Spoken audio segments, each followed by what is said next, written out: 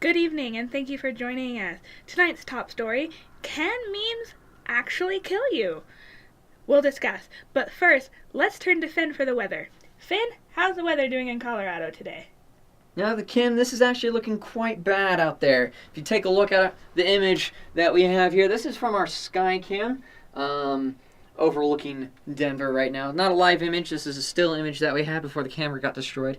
It's actually looking quite hot out there, much like your wife there, Chris. Hope you're watching, Amy. Anyway, we're going back to it. Yes, it is looking pretty bad. If there's anything surviving, who knows, you might not have to go into work tomorrow. Help clean up the city. That could be beneficial. But we're going to go ahead and switch to our next image. This is down towards Colorado Springs. You can take a look at this cell that we've got right here. This is a tornado cell. So anybody who's down in that area, please take cover at this time, or don't if you prefer to die like I do. So do take cover. You can see the area of high and low pressure clashing there. And if you can't see that, let's go ahead and flip to our next image here. You can actually see that on our nation cam. You can see that right in this area here as it's going through. That big dip in the higher, hotter pressure is actually what caused the fires downtown today.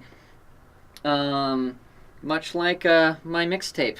That causes a lot of fires as well.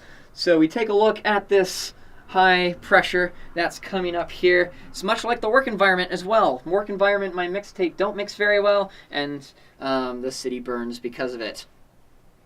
Now let's switch to our nationwide model here, our Futurecast model. If you take a look right in this area here, you'll notice a lot of watches and warnings. You've got this blue area right in here. That is actually a flood watch. We've got a flood watch for the Rio Grande overflowing.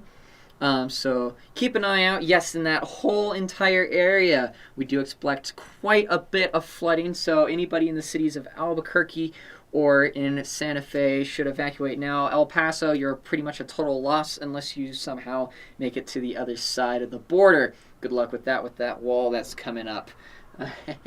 All right, now this orange area that you see above and below down here, you're actually looking at fire watch there.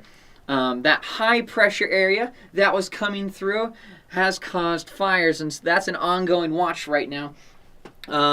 So it has caused fires in that area. That flooding of the Rio Grande should put out the fires in the area that we've got that would have connected the two, kind of in that northern Texas and northern New Mexico area. That white area up north, you're looking at a blizzard warning. Yes, you're looking at blizzards. Have fun, but what else is new? You should know how to handle that by now. Have fun with it. Everybody out east, this is out west rather, you should be okay. You're actually looking at sunny weather for the first time. And out east, you should also be okay in this neck of the woods. So hopefully you guys are okay with a little bit of funky weather that's coming up. But who isn't okay with that weather? I know that Sharon from accounting isn't, because she didn't show up to give me my paycheck the other day.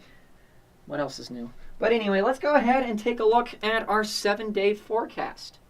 Before we get into the 7-day forecast, let's take a look at the high temperatures for this evening going into tomorrow. It's mostly 40s across the state. You do have a few 30s up in the mountains out towards Vail. You also got about 43 up at the airport. 7-day forecast now. We're going to go ahead and take a look at the 7-day here really quickly. Looking good through most of the week. For those of you who like dying early, we do have at the end of the week the world burning at about 144 degrees.